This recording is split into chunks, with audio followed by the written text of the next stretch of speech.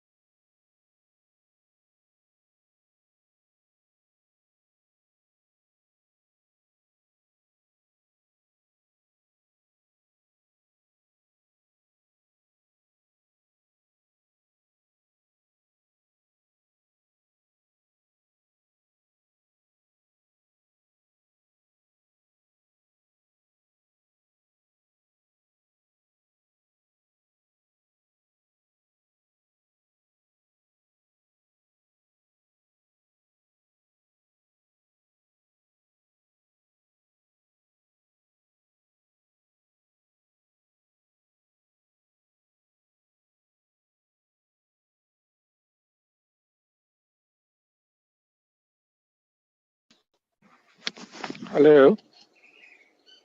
Hello. Hello.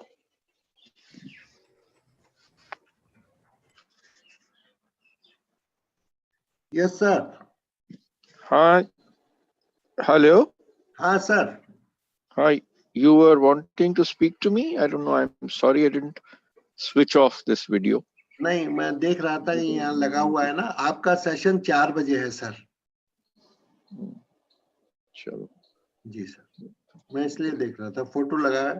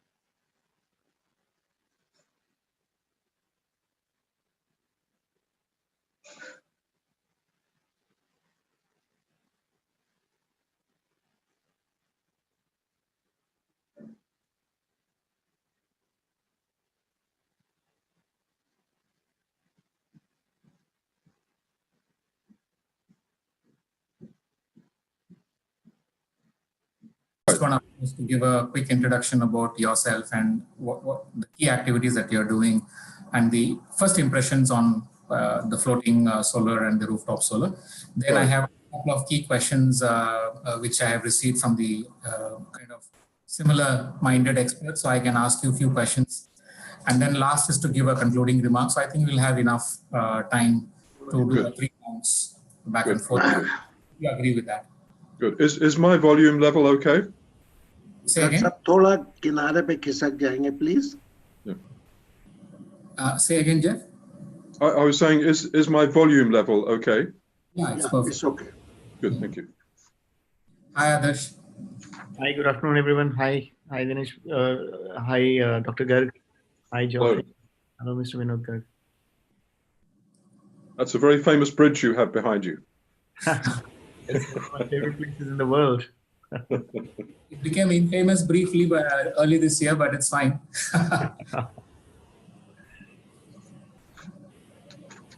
My son lives there, and he took that famous, the call infamous picture of the pollution due to the fire, the forest fire. Yeah, that was an amazing picture. Seeing that picture sort of is almost like a nightmare. Yeah, true. Very true.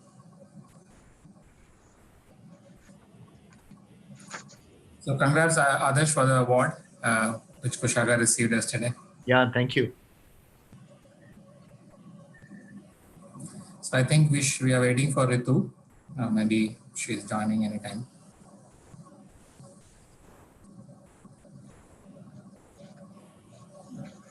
So Babu, can we start now? So Ritu is yet to join. Yeah. Give me just 30 seconds. Maybe I can call her. Okay. Okay.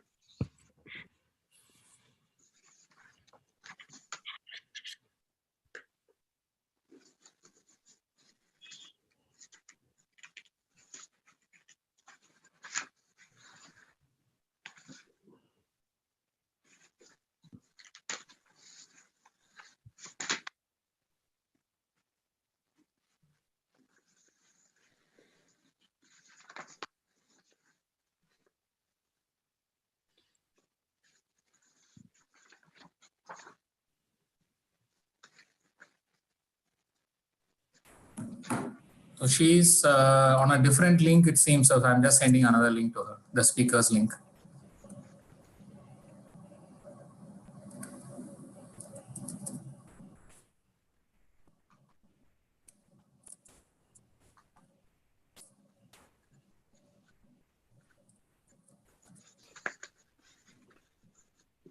Just give her 1 more minute, sir.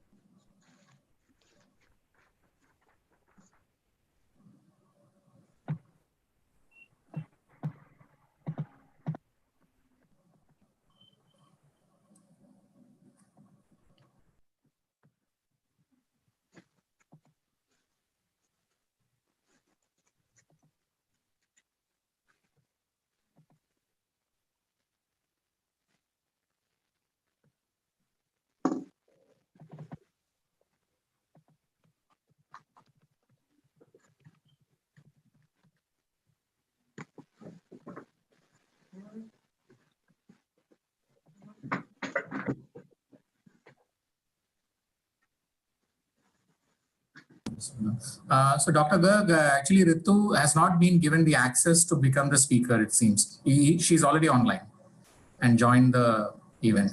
I'm joining it again. I logged out one more time and I'm joining one more time. Okay, okay. So it just connects me. I have to write. For some reason, it keeps asking me my email ID. Dr. Garg, you have to unmute. I can't hear you. Join the webinar. Ritu? Ritu? I am here. Not so sure. Yeah, you can talk to Mr. Puneet. Yeah, Line she's- 2. She's Am joined. I visible now Yeah. Yeah. and audible? I apologize. For some reason, it was not allowing me to switch on my video. No worries. Great. Good to see you. Sorry about that. With the permission of chair, we will start this session. This is the keynote session 6, rooftop solar, floating solar. This is chaired by Mr. Dinesh Babu, and key speakers are Mr. Ashish Das, co-founder and CEO, SunSource Energy. Geoffrey is the chairman, Commonwealth Infrastructure Partners UK. Ms. Ritu Lal, Vice President, Business Development, M+ Power. I think, Ritu, your designation is the same. It's a little different, but that's all right. I'm still with M+. Just for my collection purpose, this is required. Okay, I will put it on the chat if that's okay, sir. Okay. So now I hand over to chairperson of this session, Mr. Dinesh Babu, please. Thank you, Dr. Garg. Thank you so much for the opportunity. A very good afternoon to all the participants and the distinguished delegates who have joined this panel. It's an interesting combination. Normally we speak only on rooftop solar or in general renewable energy, but now we have combined for the first time rooftop solar and the floating solar. And I could already see SunSource is already in the floating solar as well. So I think Adarsh can share more about those details as well in terms of the expansion. I doubt Ritu whether Amplus is working on floating solar yet, but it'll be great to know in terms of your plans to work. Not as of now. Not as of now. Great. So it's a very good combination, and I thought we can design the whole panel in terms of at least 3 rounds based on the time we have.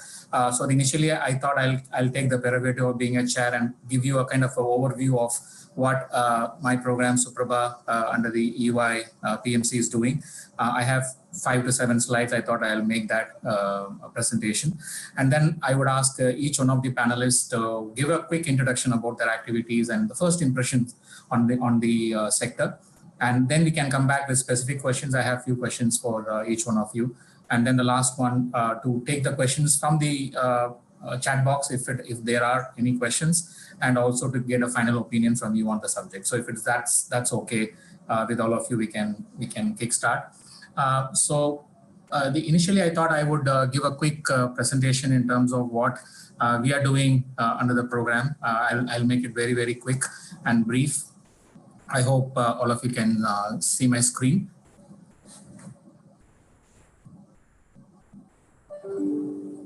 Is it visible?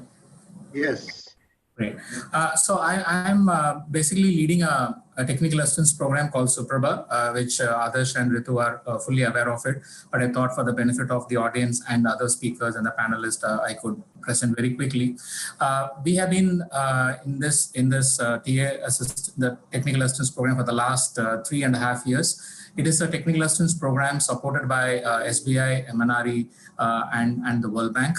The World Bank is funding this technical assistance program, and SBI is implementing it, and MNRE is providing all the guidance technically and on the policy side and all the other aspects of rooftop solar.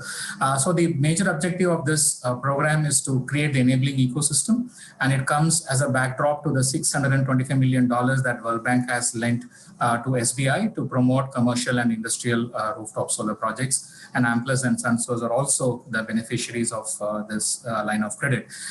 Under this, actually, we are providing this technical assistance to 17 states. We have ground presence in all these states with the help of state coordinators. And we have done a lot of work for the last 3.5 years, which you can see on the left and the right of the slide. We have done a lot of work in creating the unified web portal, and UWP in short, which provides the online interconnection processes for the discoms and the consumers. So we have done a lot of work in 13 states as we speak. In terms of the stakeholders trained, we have trained more than 1,500 stakeholders in bankers, the utility officers, and the entrepreneurs. And on the right-hand side, you could see the kind of bid management support we have provided to almost close to 600 megawatt. And we have created online data rooms for bidders to access the potential rooftop solar sites and then bid accordingly.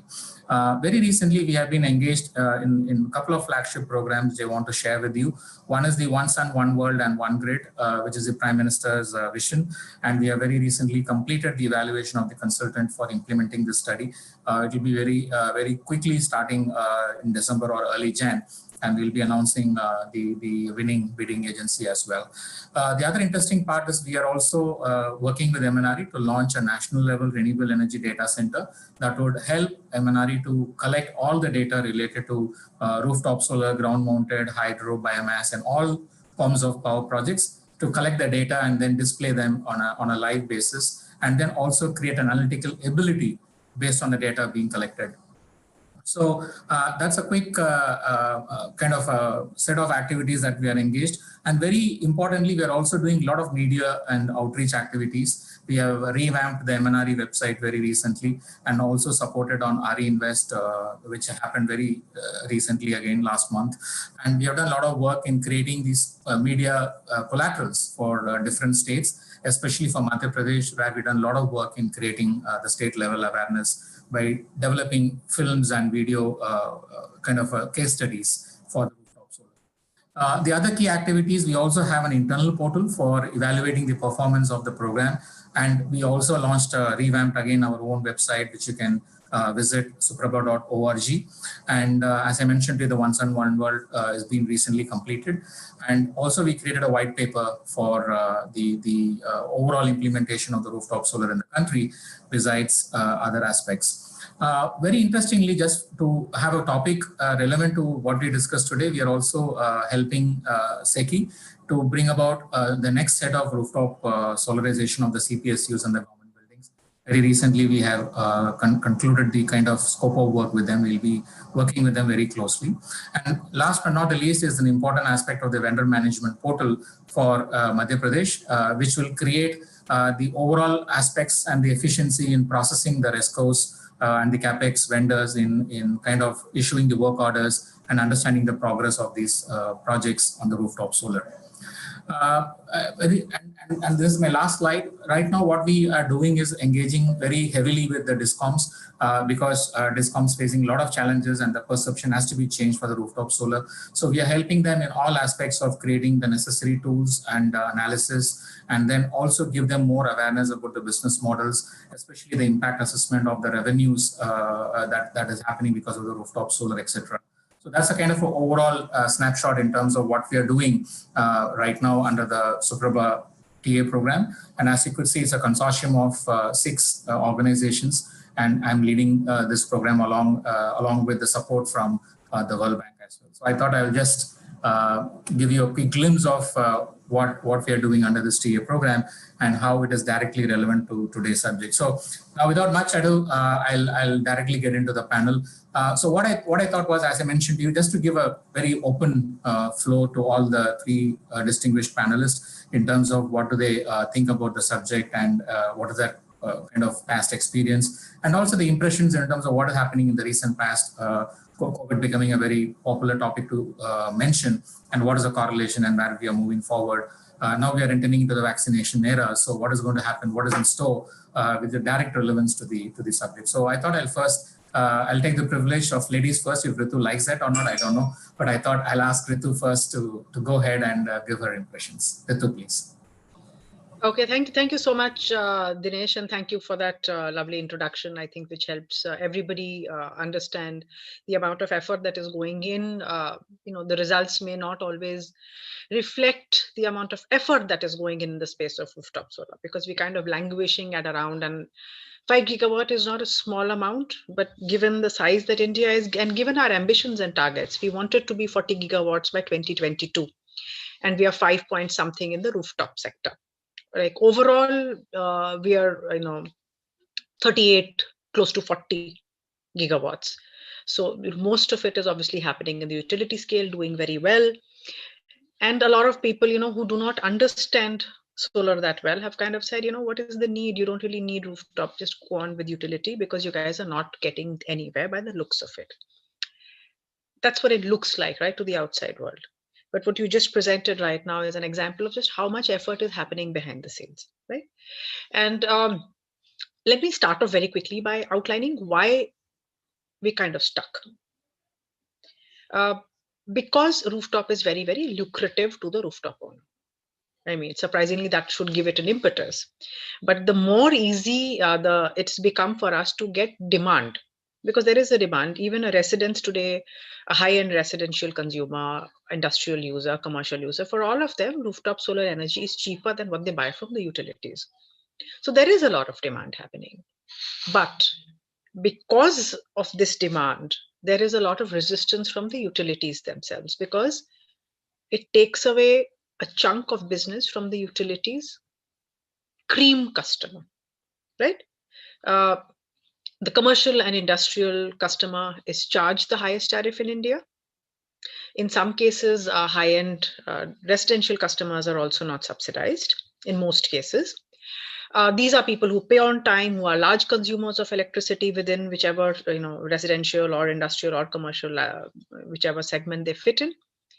For the industrial and commercial consumers, they also help the distribution companies, these utilities, recover whatever their loss is from having to supply subsidized electricity to the farm segment in India, right? So they will obviously resist any business getting away from them, because it's become a win-lose situation, right? The rooftop owner wins by getting cheap electricity and the distribution company loses. That is how things have played out. And how it has happened is in terms of policies and regulations becoming more difficult, more challenging, with more and more roadblocks being put in setting up or escalating rooftop solar. Okay, so that is where things stand today. Inherently, rooftop is ideally suited for a country like India. The mix that we had originally, where we said, okay, let's get 60% of electricity solar from utilities, from utility scale, and 40% from rooftop, was essentially a very, very good idea, borne out by sound reasoning. Land is very expensive in India, right? Infrastructure is not very, very well developed. So the land which is remote and cheaper is not connected on the transmission lines. And that becomes a massive, massive challenge. For the rest of it, in purchasing power terms, land is extremely expensive as well, right? And scarce. You see the population density. This is one of the world's most populous as well as densely populous countries. USA, which is like 3 times our size, has 1/3 the population. Okay. Your rooftop is set up on dead commercial space, the sheds of factories, the terraces of buildings, where there is no other use for that land. It wins there. India has very, very high T&D losses. Rooftop, because the energy is produced and consumed either on site or very, very close to it, transmission distribution losses are next to nil. It's very efficient in terms of production and utilization. It's extremely flexible. Because of the distributed nature of generation, grid balancing is easy, right? And it sets up in a very, very short timeline. So these are things which make rooftop extremely, extremely suitable for a country like India. And why 40? I think the overall potential was seen like 120 gigawatts or something in one analysis which was done about 3 years ago. That said, India has the potential for at least like 120 gigawatts of rooftop solar. So how do we move forward? It's a very simple very, very simple solution to a complex problem. The distribution companies should not be left out from the benefits of rooftop solar. The time has come, leave residential solar out of it. It's still a very small segment right now. But for all industrial and commercial users, it is very, very possible to share the savings from rooftop solar in a fair and equitable manner. And you know, these words are key, right? Sharing, okay. But if that sharing is not done in a fair and equitable manner, it will continue to be a win-lose on, and the scale will not be balanced. So if we share the savings from rooftop owner equitably between the rooftop, from rooftop solar, sorry, between the rooftop owner and the distribution utility, and this is beyond just saying, okay, the RPO is yours, right? This is actually giving them a chunk of that. Then instead of becoming a roadblock, if by every unit of solar generated in their territory, the distribution company makes a saving, then it's no longer going to be a roadblock. It is going to be somebody who's going to help you drive that growth. So that is how I see the future for rooftop solar going to be. In a nutshell, I hope I've made sense and helped take this discussion forward. You're on mute, Dinesh. Yeah, sorry. I think it's a perfect pitch in terms of giving the logical aspects of how the target was set and then what are the benefits, and then the fair point in terms of how to bring DISCOMs in the whole equation. And it was a very good move by MNRE. Everybody agrees that the DISCOM should be the focal agency, but how they can be further engaged and make them more focused and committed in the sector is what we are now grappling with. I would definitely agree that there's a lot of activities, as you said. Not only the TA agencies, but you as developers are also educating the DISCOMs as much as possible, because you work with them on other aspects as well for the large scale projects as well. So from that angle, the fair and equitable sharing of revenues, yeah, that's the first time we are hearing this aspect as compared to what we hear similarly on the climate change agenda, right? The fair and the equitable part of it. So there's nothing new in it, but they have to have a comprehensive understanding of what is really happening under rooftop solar. So this one has happened, as I told you, in climate change kind of 10 years ago, where most of the regulators said that the revenues from the carbon credits should be shared with the state. So they already started saying that because they thought the consumer or the prosumer is taking undue advantage of multiple revenues from the same product. And most of the regulators in the country have passed this regulation that the revenues, additional revenues, should be shared with the state. So your idea of understanding what is fair and equitable and put all the benefits on the table and then try to understand how the benefits could be shared with the DISCOMs is a very good idea. And of course, we shouldn't forget the incentives that MNRE is giving them, though it is a pittance, but still all of them have to be considered when we try to understand how DISCOMs are going to benefit in the whole processes. Not just a short-term game, it's a long-term game, as you rightly said. It's a gigawatt game end of the day. So thank you so much, Ritu. I'll come back to you with a few more specific questions as well. Now I take pleasure in introducing Jeffrey Clements, who's the chairman of the Commonwealth Infrastructure Partners from UK. Jeffrey, I was not given your background, but when I saw that, I couldn't really stop where. I was really looking the whole aspects of your experience, your direct connect with India, and several kind of technical and the capacity building and the skill development experience that you have, and the various forums where you have shared your views. It's wonderful to have you here. And as you mentioned, you were also yesterday in the panel. So I hope you already got the pulse of the whole audience as well. It's a new environment for you and all of us. But I hope the kind of the vision and the kind of suggestions and the feedback that you will set today on the subject will help the audience as well as us. So Jeffrey, please, I'm not giving you any specific questions, but you please start giving your impressions on the subjects. Right. Thank you very much indeed. And thank you for inviting me to be on this very important panel today and to be part of this conference. Up until 2020, I typically spend about up to half the year in India on various projects. 2020 is very different, so I spend more than half my time in India online, which is very enjoyable. My background, my educational background is in materials science. very much connected to the current developments in solar. I was very fortunate in my PhD studies to be mentored by Sir Neville Mott, who became a Nobel Prize winner, and he was the first person to really give a quantitative understanding of how PV solar actually works, and that was a great experience for me. More recently, I've been involved in a variety of projects in India and elsewhere in this sector, and I'll give a couple of examples of that later on. What I'd like to do to begin with, and perhaps if you like, we will just consider rooftop at the moment. The topic today is also for floating solar, and perhaps we'll come back to that a bit later if you think that's the best way of going about it. What is rooftop solar? I think for many people, obviously those of us here speaking today on the panel are very familiar with the diverse range that is possible in rooftop. It doesn't just mean putting solar panels on the roof of a building. It's much more diverse than that. But generally speaking, many people, including professionals, aren't really aware of the wide spectrum in which rooftop can be applied, the broadest meaning of it. So, of course, you do have the situation, which is probably one of the most important ones, of putting solar installations on the top of buildings or the top of other installations and factories and so forth. But there are also many other applications. For example, building integrated PV, BIPV, is very important. If you look at some of the modern city developments in India and around the world, you see that they are really probably, in a way, the most inefficient that they could be. Large glass buildings facing south in a sunny country is probably not the best thing to do.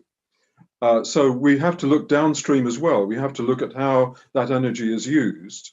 And by intelligent usage of what we can term rooftop solar, in other words, integrated solar into our installations, we can actually do a lot to generate energy, but also to save energy as well. BIPV means that you build in the design of your solar installations into the design of your buildings, which means that you may not actually be adding to the weight and the load-bearing capacity of a building. You're actually making it more efficient from the start. Wall cladding, external wall cladding, is another variation. The sunlight isn't coming directly from overhead. There is an angle of incidence, and therefore wall cladding and window units are also very important. They not only can serve to generate electricity, but also to save either energy escaping or getting into the building when you want to cool the building down. Canopies for public areas, bus shelters, walkways, stadium roofs, car park covers, and so forth. Electric charging points, metro and rail stations, on and off grid potential. Local grids, for example, for metro systems or other local systems where you can be saving a lot of money. As Ritu mentioned, one of the great advantages is that you are saving a lot of the losses that come otherwise in transmission and distribution. Rooftop can also play an important role in off-grid power, including remote areas. I'll give a couple of examples a little later on. And then off-grid local supply. And you see installations like this around the world, for example, where very local solar with batteries may be used for street lighting or for traffic control. And again, these are very important topics because they avoid having to install expensive wiring where it may not otherwise be amenable, generating electricity locally. And again, as was mentioned earlier, you're saving a huge amount on the transmission and distribution costs. You've just given a very good review, both of you, about the current situation.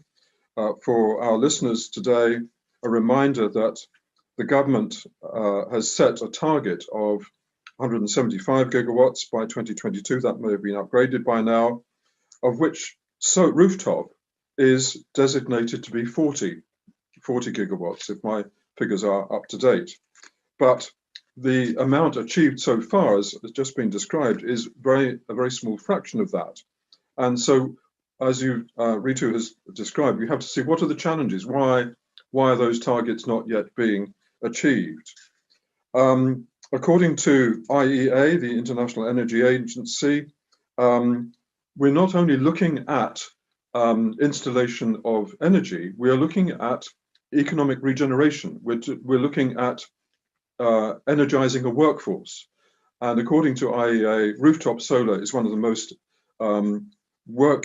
most dense work opportunities for employment, and therefore not only creating more renewable energy, but also helping to kickstart and stimulate the economic recovery, which is going to be so important in 2021.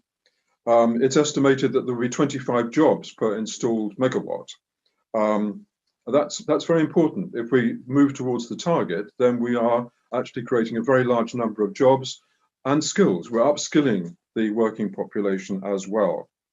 I won't give further detail about that, and perhaps we can come back to that a little later. Of course, we've seen a great slowdown this year. Estimates range between 50 and 70% slowdown in the installation of rooftop solar, and of course other elements of the sector.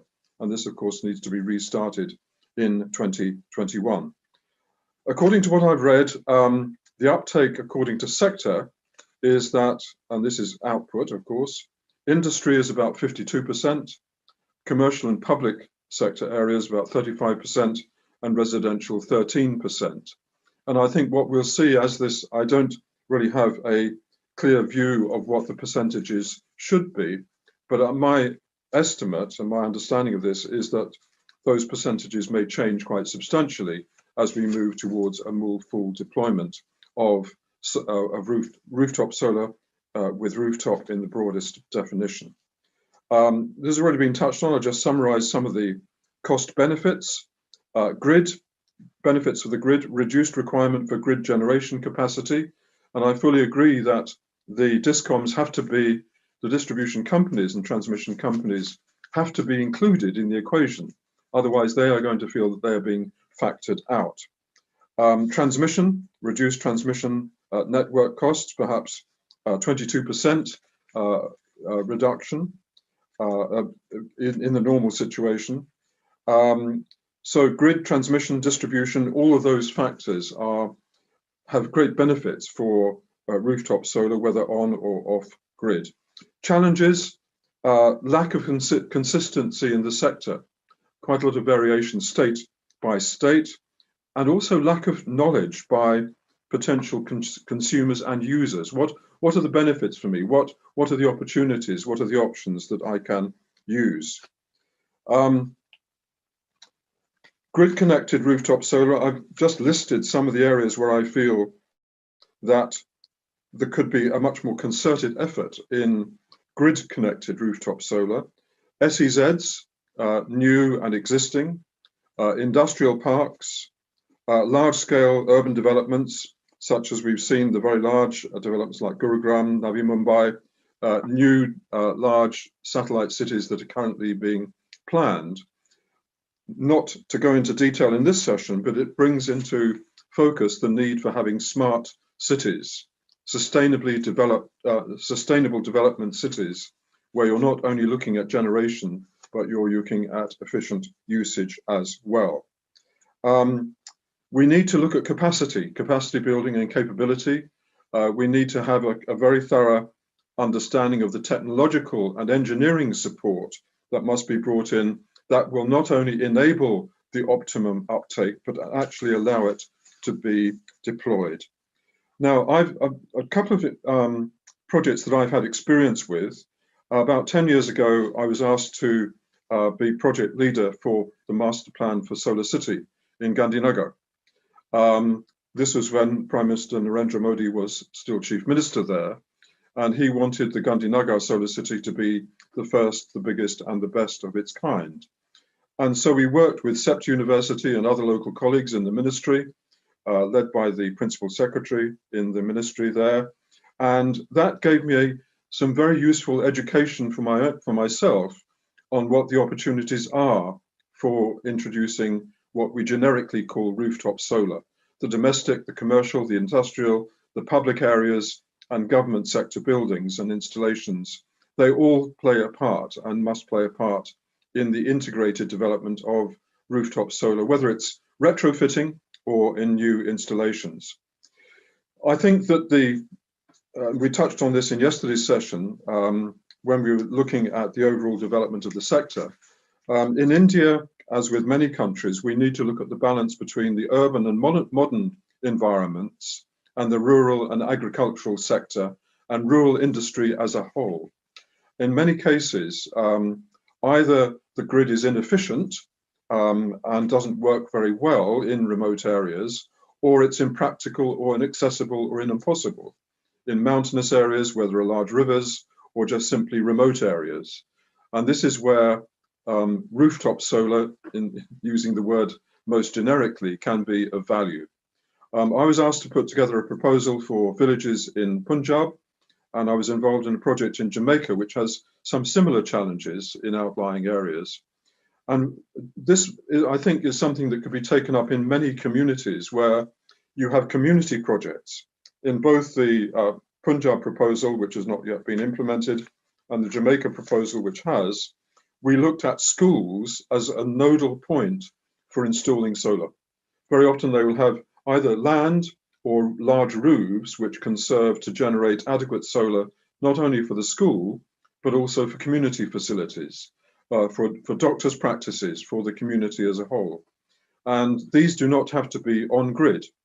They can be off-grid facilities, and they also have a number of ancillary benefits. They can serve to create communication.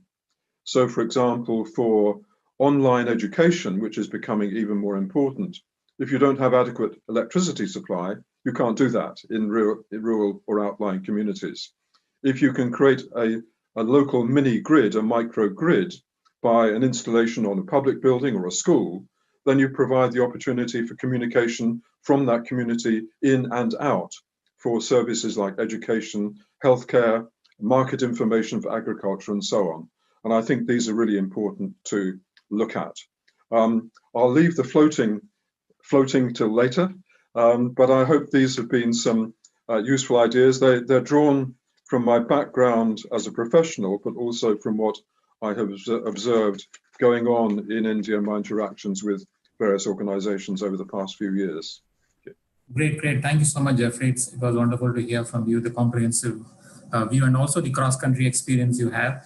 And yes, you're right. The Solar City plan for Gandhinagar was a very famous one. And I believe Ritu and others will also agree. The first gross metering pilot happened in Gandhinagar for the whole country. So that was a learning experience. But unfortunately, Gujarat is now a state where there is no cross metering that is allowed. So that's the current status. But having said that, you have touched upon all the important aspects. But the one which I would pick up very easily because it's close to my heart is the skilling. So you touched upon, again, the right topic of upskilling, because we are not talking about skilling in the perspective of new entrepreneurs or the new skilling, but also to reskill the existing professionals towards becoming a workforce for solar. And you're absolutely right, Rooftop offers a lot of employment opportunities. So therefore the multiple benefits are there.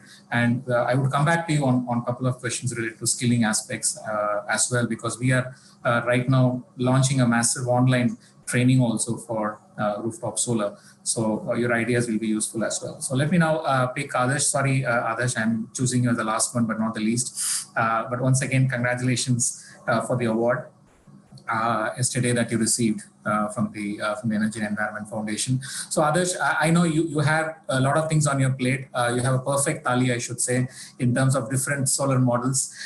So it will be great to hear from you. Of course, the flavor right now seems to be rooftop solar in the panel, but you're free to share your impressions and the journey so far on any aspect of solar which you would like to share with us. Adarsh. No, thank you very much, Dinesh. We are a distributed solar company, and we have been serving commercial and industrial clients for almost 10 years now, and continue to look forward to doing more of that in the coming years as well. So most of the points actually have already been mentioned by yourself, Ritu and Geoffrey. And so, I completely appreciate the points made by Ritu, especially because this is our reality on a day in, day out kind of basis, where we are seeing distribution companies in India, discoms in India, looking at this and saying, wait a minute, this is eating into our market share and into our most profitable clients. And when it starts to become a zero-sum game, and they win, we lose, then it becomes a kind of a negative sentiment all around, and they start trying to do things, even sometimes things which are outside the ambit of the law, just to see what they can get away with on a state-by-state basis.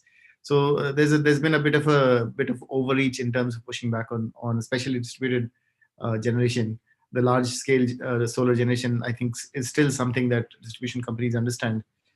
So there are, and Geoffrey was very clear in terms of laying out the overall statistics and where the whole sector as a whole is headed, and what are the requirements of the area. And you, thankfully, you pointed out how much work there is going on behind the scenes, which is partly visible to industry, but really not visible to the end consumers at all, in terms of upskilling, in terms of making distribution companies, kind of getting them up to speed in terms of what is going on. I'll spend my time, because a lot of the major points have already been covered by the prior speakers. I would spend teasing out a few additional points on similar topics, and then we can then I'll speak briefly about floating. So we used the word generic a little while back, right? First of all, we are referring to rooftop, but rooftop actually refers to distributed generation or behind the meter solar, right? That actually does include lots of rooftops, but for example, in our capacity, almost 60-70% of our capacity is rooftop, but the rest is also ground mount. So there is behind the meter also includes some ground mount. There is also one point which came out was equity and fairness. So equity and fairness is actually it depends on who is the person who is doing the so it depends on which side of the table you're on, right? If it's how many sides to the table there are. So if it's a 3-sided table or a 5-sided table, looked at from the perspective of the commercial and industrial clients, right? In the past, they were losing because cross-subsidy surcharge, which was being applied to them, and also other kinds of, even some would say taxation, it was unfair, and it continues to be somewhat unfair to commercial and industrial clients, because what happens is once you start paying higher prices of electricity, you are automatically less competitive, right? So Indian commercial and industrial clients are actually less competitive because of higher electricity prices than pretty much any most parts of the world or a big chunk of the world. And the comparison is there. You can compare Indian tariffs, for example, with tariffs in Western countries, and also in maybe China and some of the other countries. So when you start looking at tariffs, you realize that commercial and industrial clients in India end up paying for all kinds of inefficiencies in the system, which goes back to the question of fairness and equity, right? There are two implications of that as well. One implication of that is that these Indian, especially manufacturing companies, but also service companies, find it difficult to, there's that much, there's another line, there's one of the line items has grown, and that on the cost side. So that means you're not able to attract as much investment as you might have been able to, if you were to apply the economist's favorite phrase of all other things remaining constant or equal, because they are not. The second thing that happens is, so one, India is attracting less capital. Second, because of this, we are generating fewer jobs in India. Commercial and industrial companies or entities in India are the primary generators of jobs, not just today, but going forward as well. The government cannot be the single creator of jobs, right? It can help, it can push, it can provide a nudge through government jobs, but government jobs are actually going to reduce over a longer period of time, and they have been on a reducing trend for a long time. So where will the jobs come from for the larger and larger number of younger people who are joining the workforce in India? It's going to come from commercial and industrial jobs. So anything that we can do to make our commercial and industrial consumers more self-sufficient, or have more control of over their energy costs, among other costs, and have just make them be able to better predict the energy cost for the future, it actually goes towards higher job creation in the economy as a whole, and just a better future for one of the largest populations in the world, right? So obviously, all of these things that we are talking about, they apply to companies across the globe as well. The other aspect of it is that increasing competition or decentralized generation is not just an Indian phenomenon. It is actually coming to India towards the end. It has already taken wings in large parts of the world. More distributed generation or more decentralized power generation is a must, not because of any other reason, but just plain economics. Every consumer ideally would like to be as much in control of their electricity generation, energy generation as possible. Now, because they're trying to control their generation, they're looking for what sources are there, and distributed generation on their campuses or something that where they control the source of the energy and also control the tariffs and so forth is actually better suited for them, right? So because we are in a situation where commercial and industrial clients are looking for that additional economic benefit, which makes them more competitive, what it's doing across the world is it's really pushing things towards distributed generation. Case in point being the FERC Order 2222 in the US, where what it has done is pretty much allowed any source of generation, be it batteries, be it renewables, be it anything at all, at a certain scale, can come in and play. It's a sort of a plug and play type of model. Now it's recent, it's just a few months old at this particular point in time. But what they're doing, obviously in a different market context, different market setting, is that they're allowing pretty much anyone who has any kind of generation to come in and play, and the supply curve essentially becomes automatic. Centralized dispatch becomes less and less important. This is also visible in Germany, where there are more than 800 utilities. So in a situation where you're talking about 800 utilities, it's still stable, it's still working, and a lot of the questions and fallacies which are being spread, such as how do you the grid becomes unstable and all that, a lot of these things are taken care of by simple diversification or the fact that you have geographical spread and a little bit of grid strengthening is required, and that takes care of it. And increasing quantities of storage coming on behind the meter as part of decentralized generation spread, they take care of that, right? So this is not an Indian trend. The point is that commercial and industrial customers going for more and more distributed generation is not an Indian trend. It is not a reversible trend. And as the economic delta between grid and the renewable distributed sources of generation increases over a period of time, this thing is going to become more and more embedded, and the discoms, even Indian discoms, even in the context that we operate, they will have to sort of get with the agenda because there's no alternative. So what is the solution here, right? We cannot have discoms be the loser. The solution is that, it's the same set of reforms that have been discussed for the longest time in India. The solution is that the electricity has to be fairly priced. The subsidies, if any, should be explicit and should be visible in all the balance sheets where they should be visible.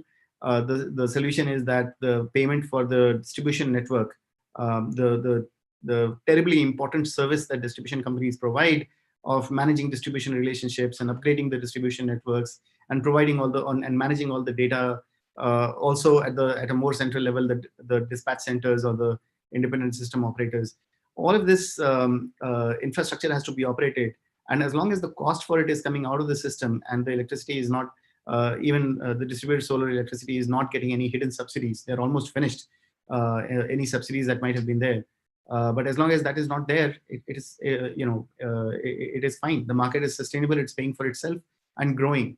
And that way, if we are pushing in the energy transition towards all fossil fuels over a period of time being replaced with renewables and storage, that's the perfect outcome. But obviously we are pretty far from that, right? So that's the other aspect. This is not a local phenomenon, it's a global phenomenon. And the last piece on this is that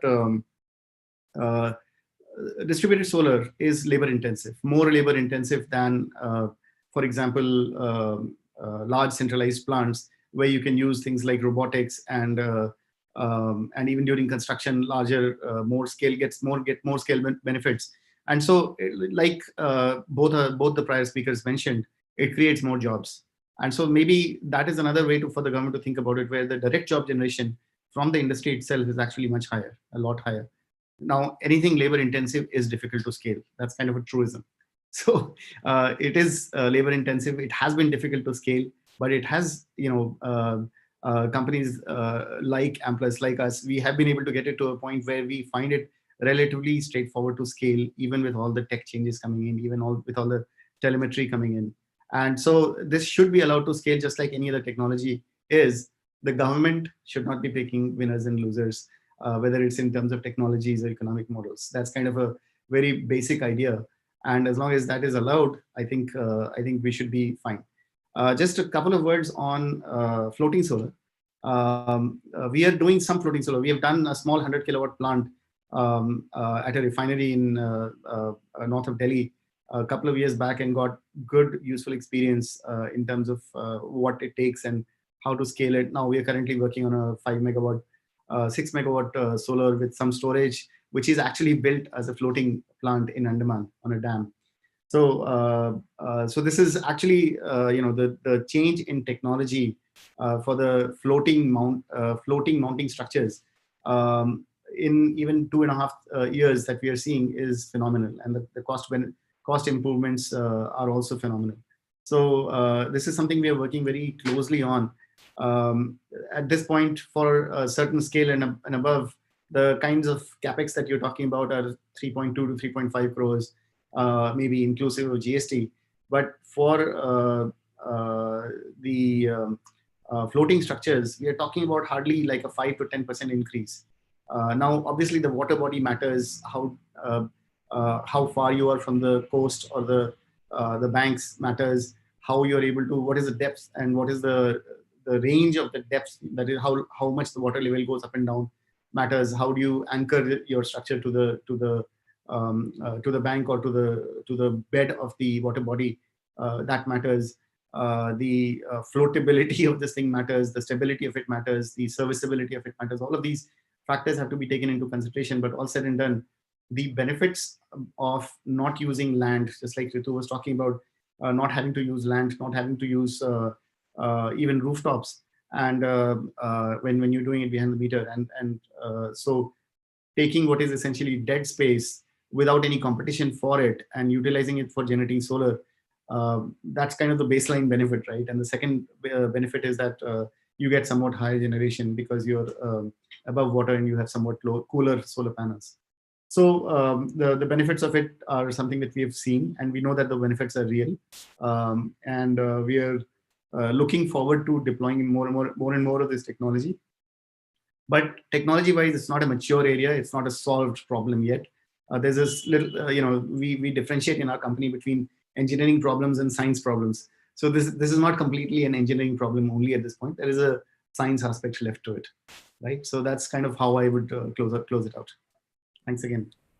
Great. Thanks, Adarsh. I know it is very difficult to combine both the aspects and then provide your views, but as I said, as compared to Ritu, you have a perfect thali to enjoy, and you have excellent kind of a experience, diverse experience on the same solar technology but for different applications. And all the points, though you said most of it has been covered, but you gave a very valid additional points in terms of the behind the meter aspect of it, and also the skill aspect of it. I think they're all very relevant to the current aspect. We'll again very quickly come back to you on the floating solar in the second round, but it's quite heartening to hear from you. You're small but a very relevant experience you started with, but now you're going for an island experience. So I think everybody would look forward to what you're going to do in Andaman and Nicobar Islands as well. And of course, your experience should be seen across different applications as well. So thanks so much, Adarsh, for your initial impressions. Now, Ritu, I'm coming back to you clockwise again. So you definitely touched the serious topics in your opening. So I have a challenging situation to ask you additional questions, which will be much more serious than what you said. But I have a couple of questions, but they are different. but I thought I'll ask you both of them at the same tone.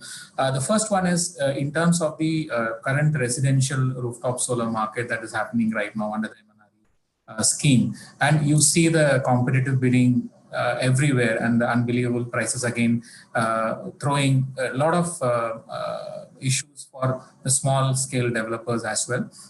But still, I'm so much impressed that there are a lot of new entrepreneurs and players coming in for the residential rooftop solar, and the prices are being discovered as we speak, and it has never gone up, it is always going down only. So given this situation, what do you think in terms of the domestic content requirement aspect of the subject of the DCR itself is moving forward? Okay, forget about Atmanirbhar, forget about the local manufacturing plants. Okay, they're just announced. You know, we have to see the impact maybe 2 years down the lane, or maybe Adarsh and you may differ. But at least I see a 2 years period to understand what is the impact of Atmanirbhar and the production linked incentives, etc. But right now we see gigawatt sanctions given by MNRE for the DCR residential sector alone. The third set of allocations have come up for the 2021 year as well. So where do you think we are heading in terms of the domestic market for the residential rooftop solar, and therefore its spillover effect on the other sectors, number one. And number two, in terms of how do you think you prioritize the topics? Of course, discounts will definitely remain close to your heart, but are there any other burning issue that we have to right now address along with the discount so that it becomes a well-married solution, and then we can offer a better enabling environment for the sector? Okay, so let me answer the first question first, right? Trends towards and impact thereof on domestic manufacturing in the residential segment. Now, the one thing we have to understand is domestic content requirement has been there for now 2 years in a lot of the government tenders, right? Especially where whether you look at the Kusum, which is what they're trying to do in the farm segment, right? In the residential segment, it's been there. Now, if I were to actually total up at the cell level, right, which is just one behind the module. Module is just an assembly of cell, glass, packing sheet, and whatever, right? It's a solar cell which is generating the energy.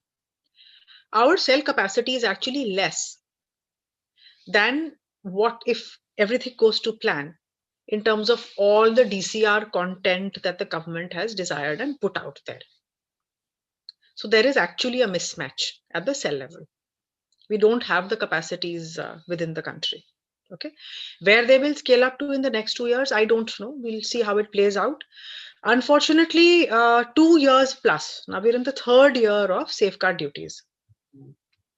For some reason, at the cell level, again, not much has happened. There's one large player, Adani, which has set up something of significance at the cell level. So let's see how it plays out. Prices, because again, you know, we do not have any, I know grandfathering didn't work, but pass-through clause that is there in the utility scale, right? As things have played out in the large utility bids, especially the ones which were leading bids of the time, right? All of them came at a juncture when any impact of additional duties on imports were passed through or can be passed through, including the 2 rupee, which is the latest that we have seen, right?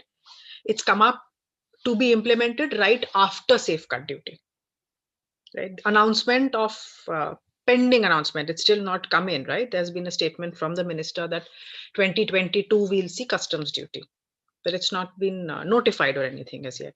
So again, that has come in that gap period.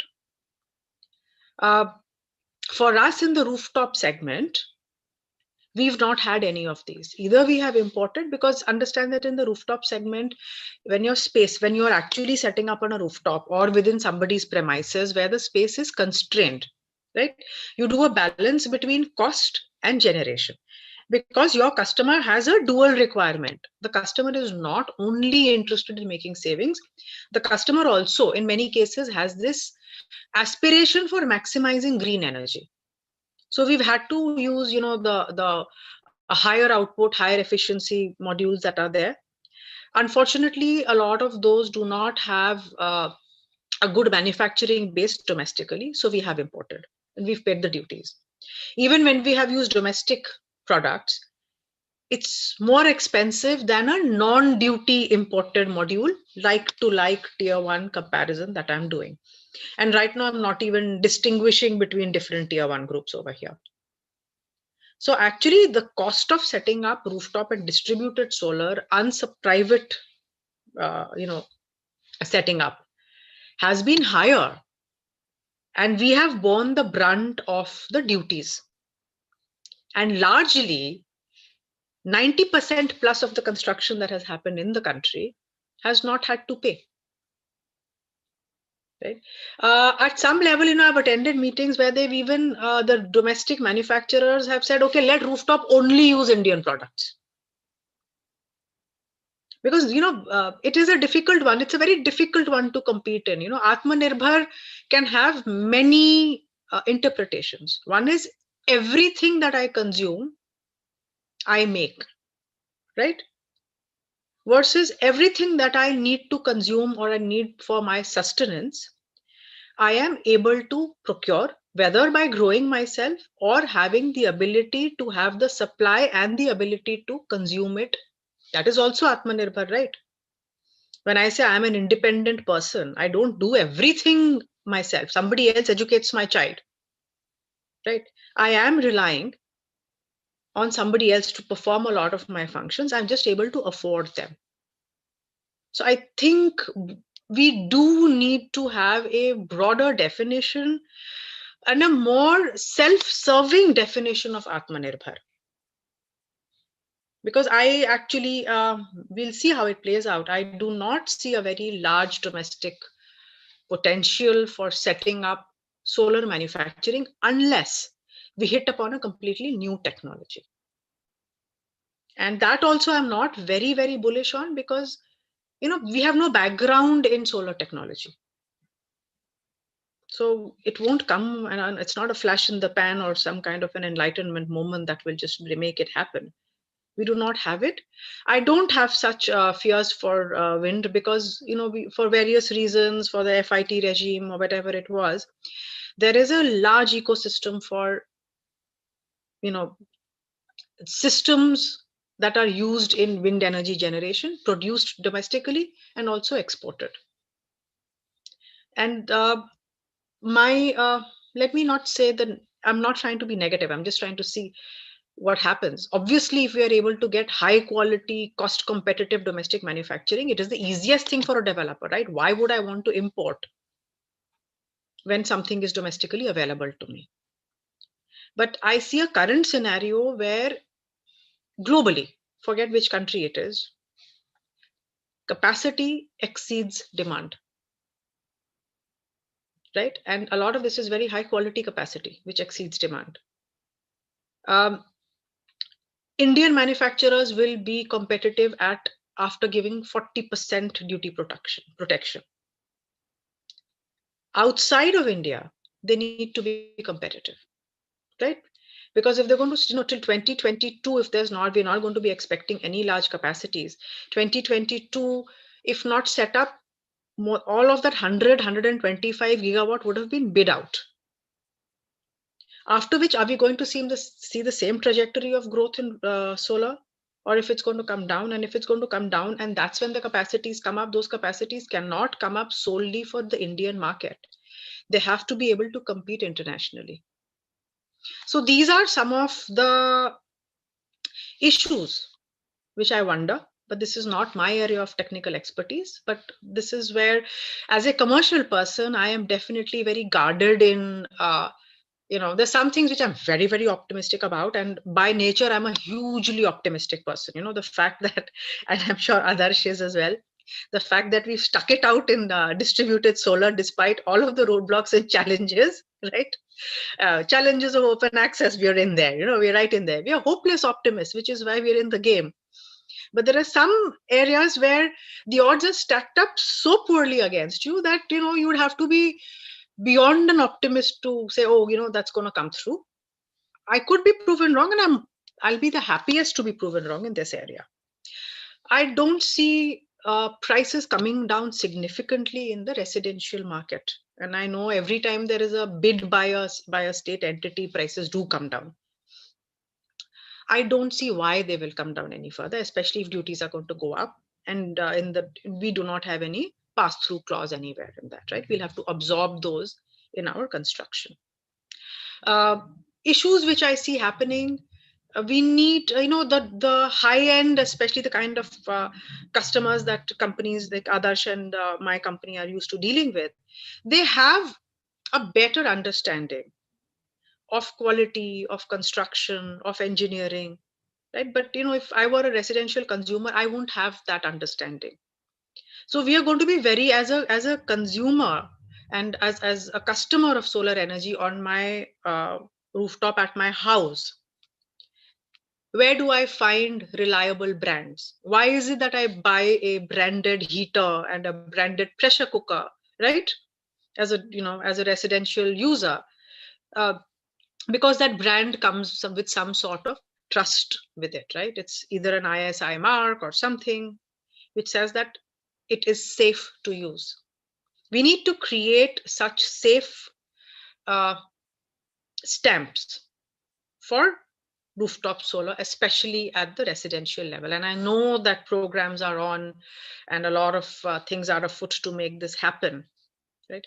Because poor quality here will have a terrible effect. Your neighbor has set up a rooftop plant and you will definitely, oh, what is this that you're setting up? This is a rooftop solar plant. And then 6 months later, so how's that plant working out for you?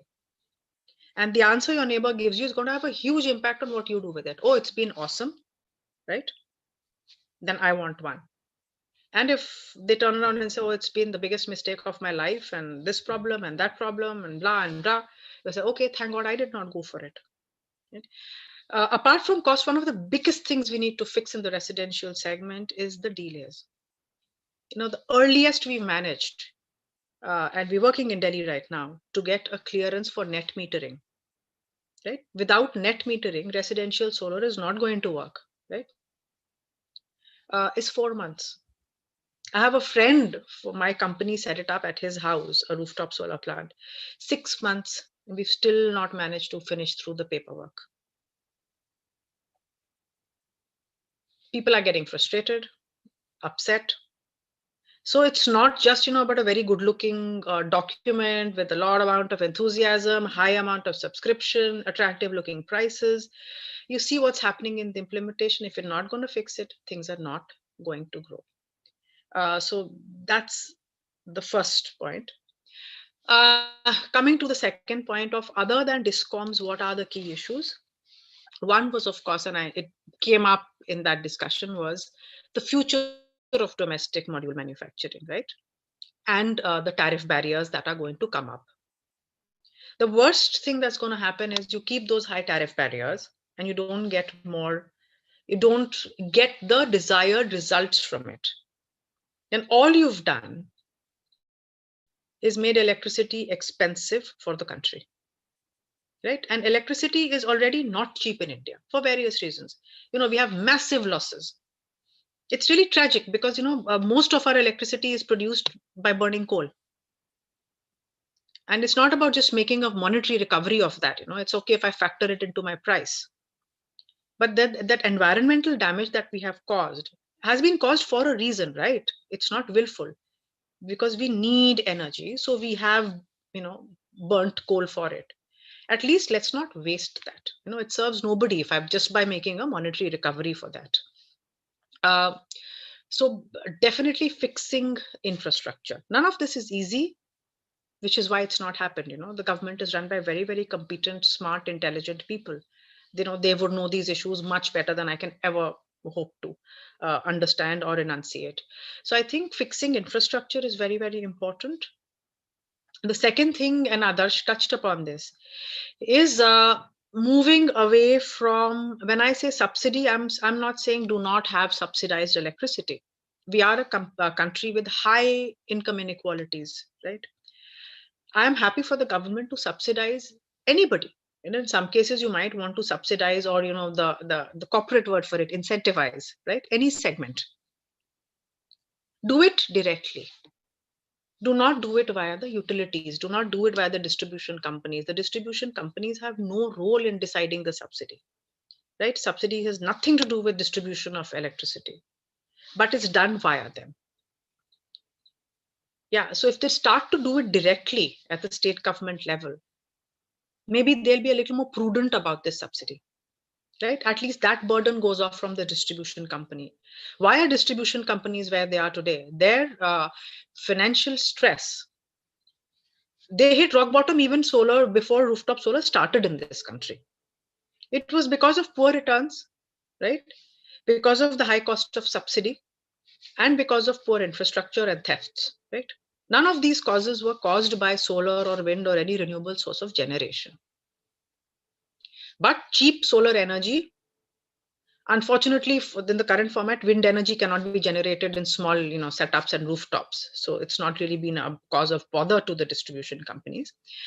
Solar, on the other hand, is extremely flexible, and you can have, like half a kilowatt system to about, a 5 megawatt system on a rooftop, depending on how large that rooftop is. It's begun to hit them at a time when they're already at their lowest. So fixing that is very, very important. Keep subsidy if you have to, but subsidy has nothing to do with energy distribution. Remove it from the utilities. Yeah, that's 1/3 of the utility problems gone. They're still going to have to do improved infrastructure and a higher effort at collection. And you found that collection, at least where the distribution is privatized, collection is far more efficient, right? So if nothing, even if your utility is public sector, if the collections, and that is happening, that franchisee model of collection, I think, which UP is trialing out, that can also work to improve your efficiencies. The third thing that will have to work is consistency in policy. We cannot have this back and forth. It is not good for anybody. It's not good for the Indian corporate. It's not good for investors. And in renewable energy and solar, a lot of the investment has come in from foreign investors. You take a scenario where a particular state had a policy for open access solar, and after things were physically set up, they've gone back on their word. This is not good news for anybody. So whatever, you do what you have to do, which is why, frankly, I don't really, at Gujarat, yeah, it's a pity I can't do much of business in Gujarat, but at least I know how things stack up there. The worst scenario is for me to have gone in, sunk all my investment, and then find that I do not have an outlet for that electricity. So policy certainty is very, very important. And if I think we figure these out, the potential is actually limitless. Great. I don't know what to say, Ritu. I can keep on allowing you to add your views, and I do that. I always enjoy the way you give a reality coated. It's not sugar coated at all.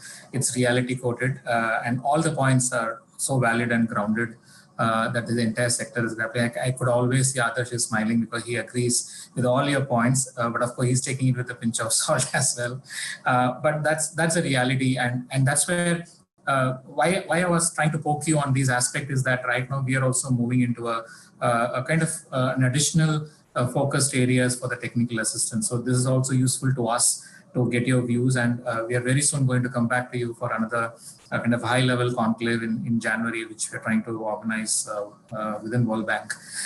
So we are at least trying to see how we bring the DISCOMs at the next level of understanding, how the senior management buy-in could happen. And of course, all the other issues which we discussed at the manufacturing policy or the tariff and the safeguards is another different animal altogether. But certain views, I personally kind of liked it, and I have started taking notes as well. So I'll come back to you on that. But very valid points, Ritu. Thanks so much for that. Now I'll move on to Jeffrey. So Jeffrey, I have a couple of questions. Of course, we want to hear from you about your impressions on the floating solar and your experience in terms of projects or any other aspects. But more, as I mentioned to you and promised you that I'll come back to you, is about the skill aspects of it. What are your ideas in the current context for India, and given the digital aspect becoming more prominent?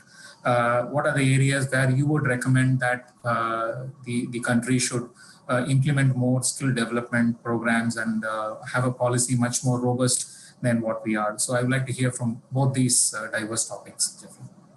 Well, thank you very much. And I think these are critical components of moving ahead. having implementation capability and capacity are really crucial. And it applies all along the supply chain. This is a new sector, as everyone has pointed out in this session. We're not making full use of the opportunities of rooftop solar in all its varieties, and part of that is due to lack of understanding, and part of that is due to lack of capacity. My interactions in this particular topic go back to a few years ago when Dr. Upendra Tripathi, who's now the head of ISA, was the secretary in MNRE. And there was a conference in London, and I asked him in a conversation what was the biggest challenge that he faced. This is not just in rooftop solar, but solar altogether. And he said the biggest challenge is in upskilling and modernizing the understanding and training of solar engineers, and also the relationship between engineers and technicians. So I worked on that quite a lot. Dr. P.C. Punt, whom I'm sure many of us will know, did a wonderful job at MNRE as a director in the scientific section. And I had many discussions with him and his successors, and also people at state level. And if I may use a very high-tech graphic, this is something that we've developed. I call it the capacity building triangle. I've been busy at work with my graphics department this morning designing this. And you see on one side management, and on the other side technical capacity. And one of the reasons that projects fall flat, not just in this sector, but in many sectors, is because of a lack of horizontal integration between management and technical, and also lack of vertical integration between senior management and senior technical people and the workforce. And of course, where you have a new technology, these problems and challenges are even greater.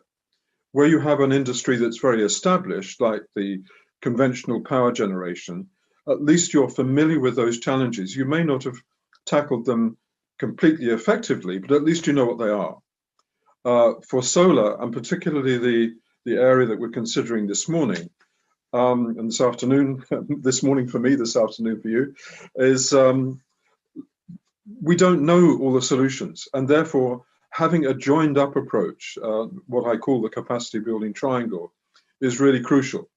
And so with Dr. Tripathi earlier on, and then later on when I met him at ISA, at the MNRE facility in Gurugram, many discussions with Dr. Pant and others, this seems to be the crucial point.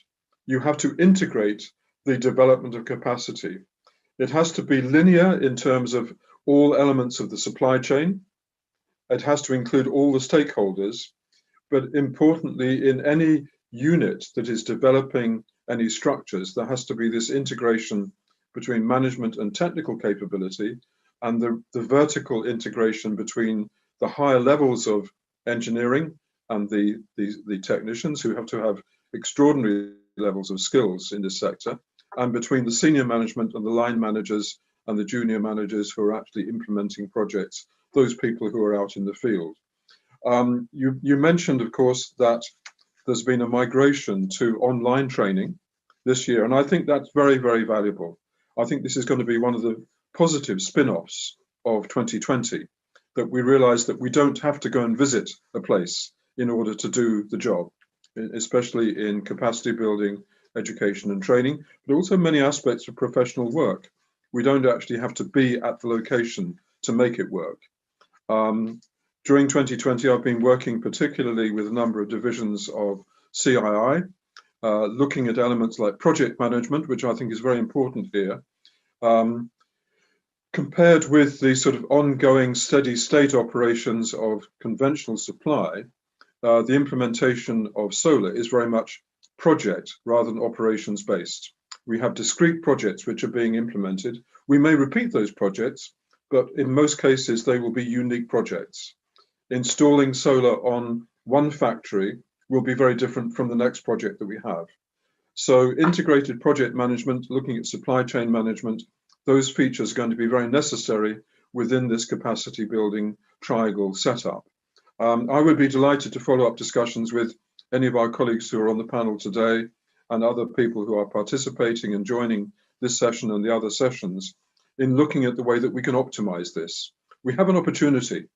2020 in many situations has given us some very valuable downtime for thinking, for reflecting on how we can do things best. It's been frustrating, but on the other hand, if we take some positives out of it, we can see how we can do things more effectively as we move forward, hopefully very quickly in the coming year. Great, thank you. Jeffrey, do you have any points to make on the floating solar, which you mentioned? Yes, very quickly, because I realize we're almost at the end of the session. Floating solar has been termed PV's third pillar.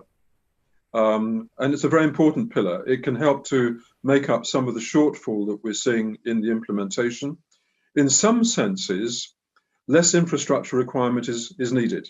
As long as you have a stable body of water that doesn't present too much challenges, then you have situations where a project can be replicated in some ways.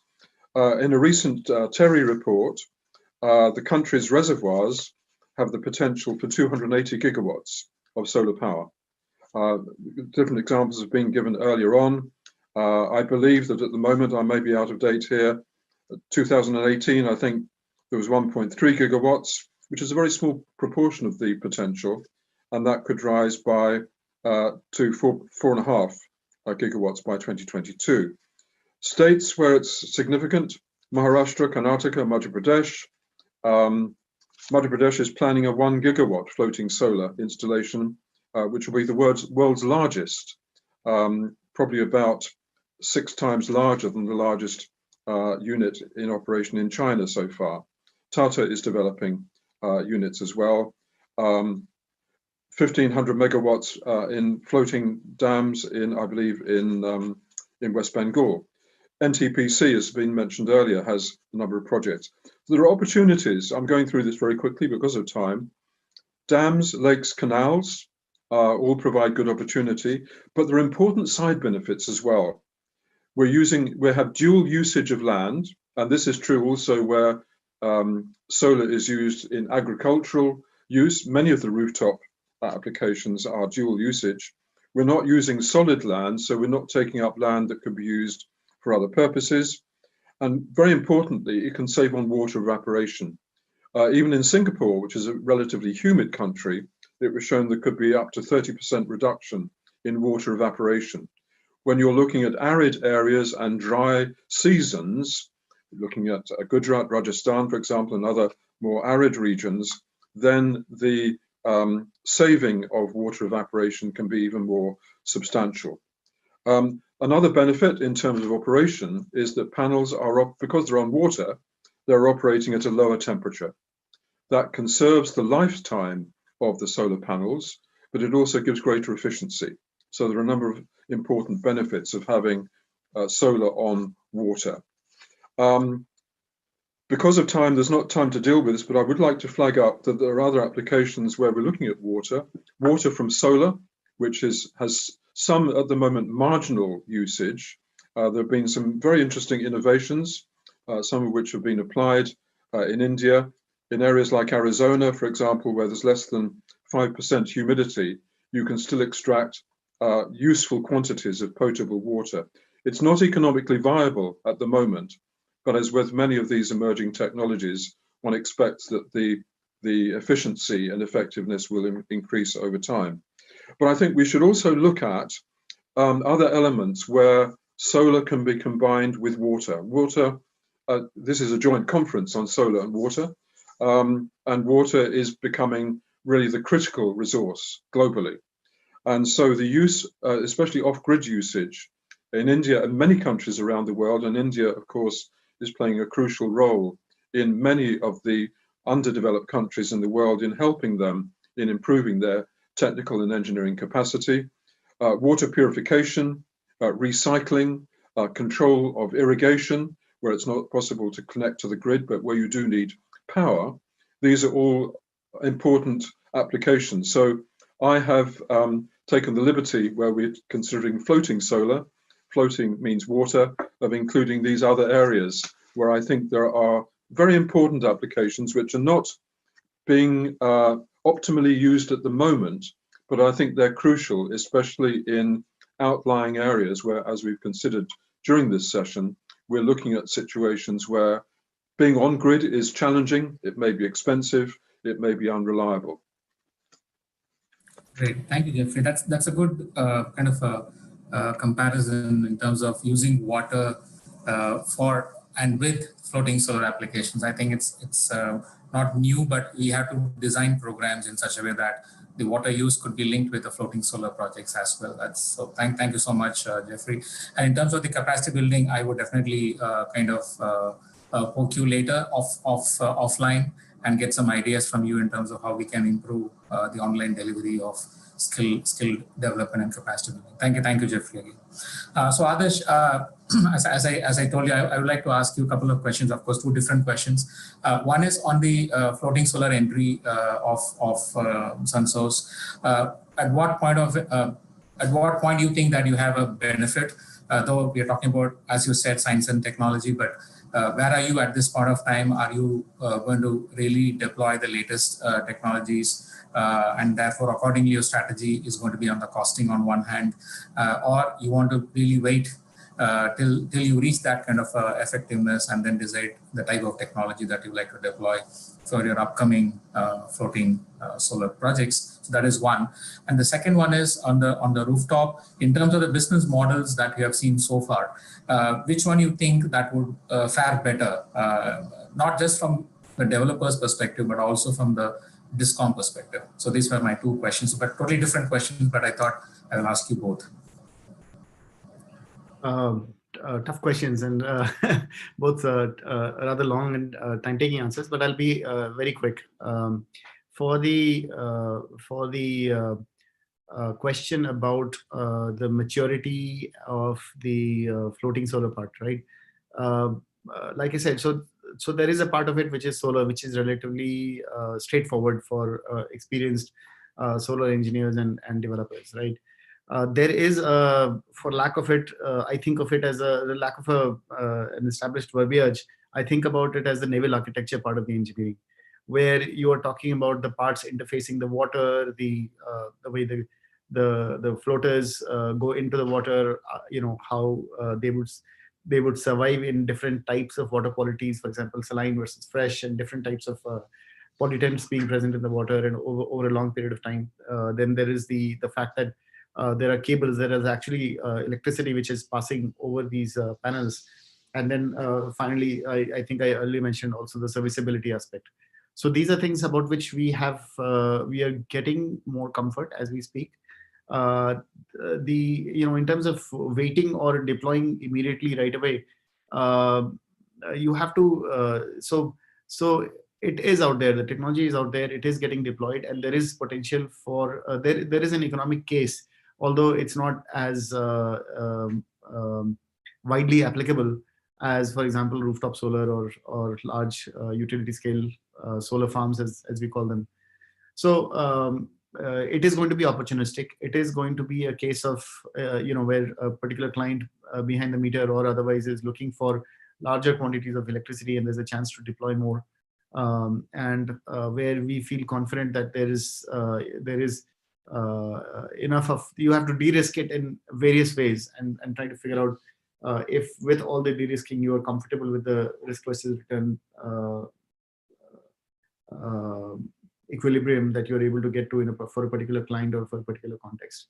With that, there is no waiting involved, right? These are all problems that are reasonably solvable, or solvable with a certain number of years in front of you. You have visibility of 10 years or 20 years or whatever it might be. You may not have visibility for 30 years like you have for solar panels, but you do have some visibility, and you can work based on what you know, and sort of quantify and box what you don't know and the risks which are there in what you don't know, right? So there's no waiting. There is, the only constraint here is that it's not like Silicon Valley where they say fail a lot, fail fast and fail cheaply. So we are not at in an area where we can afford a lot of failures, and no failure is cheap.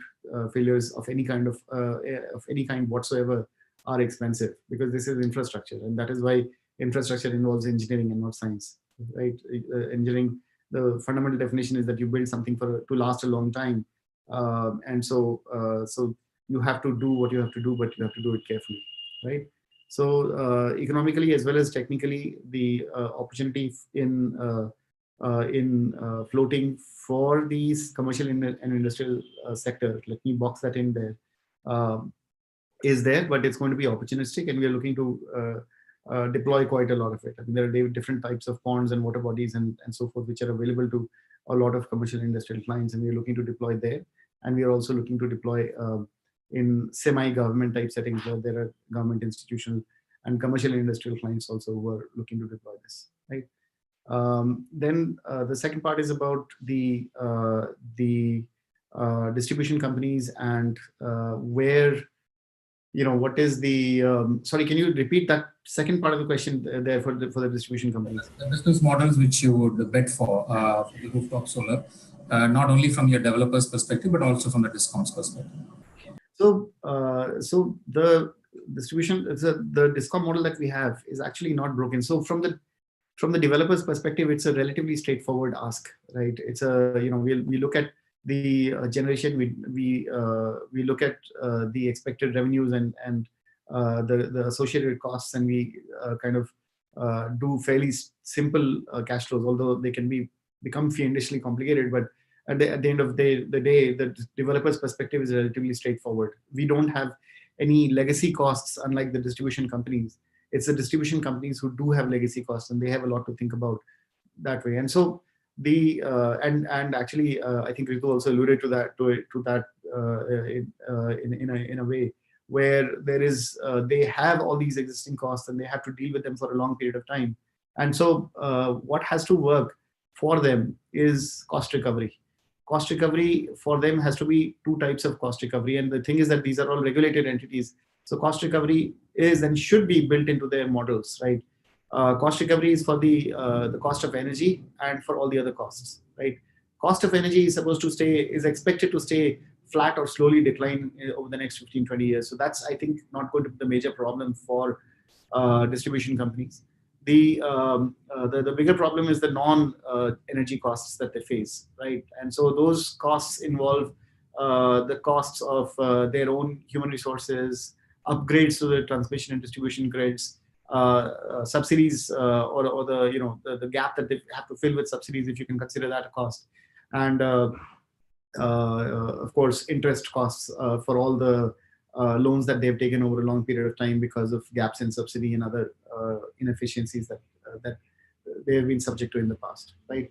So in terms of the business model that would work for commercial industrial rooftop solar, as long as there is a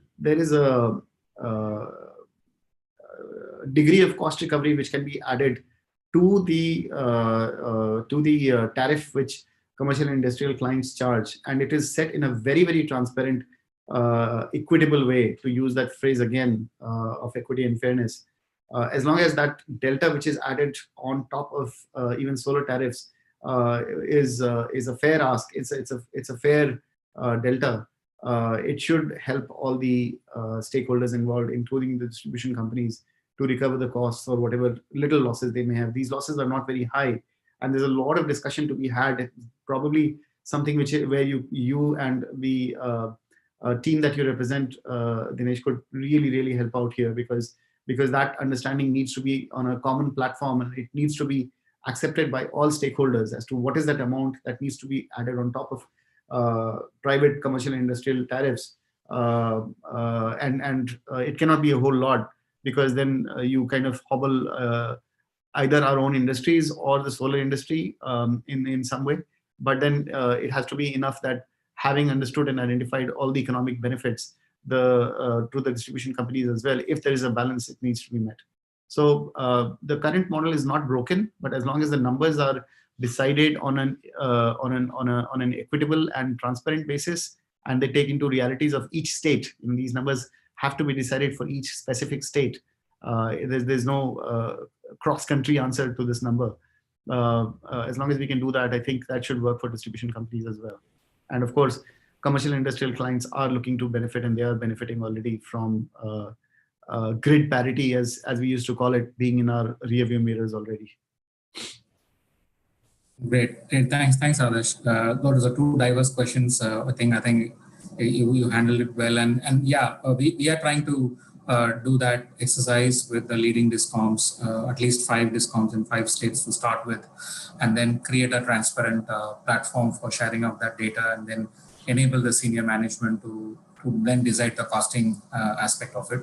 So yeah, we are trying to do that. And the business model question was largely related to also the upcoming business model by Energy Efficiency Service Limited, EESL, in terms of the annuity model that they are trying to promote in the states. With the discoms, as well as even for the residential sector, they are proposing the same model.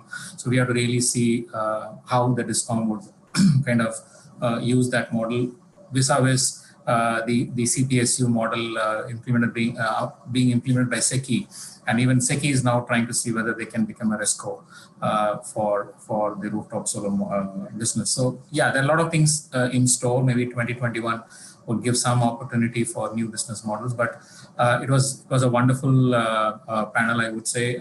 Great thoughts discussed and great information given in a very simplistic manner, I would say. And I believe I poked you guys enough to give the best in terms of your views and suggestions to take the discussion forward. I don't see much traction of any questions. Dr. Garg, is there any questions that you have received over and above what I could not see in the chat box? Yeah, we have not received any question. Only thing, I must request you to invite Dr. V.K. Garg for his expert comment and guidance in this aspect. Definitely, sir. Yeah. Sir, definitely, sir. It gives me great pleasure to invite Dr. V.K. Garg to give his expert comments. Sir. Yeah, thank you, Anilji. I heard all the speaker, and I felt the points that were raised are quite logical, and they require immediate government attention and a policy to address it. One of the points was the predictability, stability, and the continuity of the policy. The so frequent changes in the policy, the investor or the entrepreneur finds it very difficult to put his knack into the industry, thinking that one doesn't know how it will behave. So the second point was about the discoms. The discoms model, again, is a very ticklish thing, which becomes very dicey because of their paying capacity. And as I pointed out, that the industry and commercial rates are very, very high.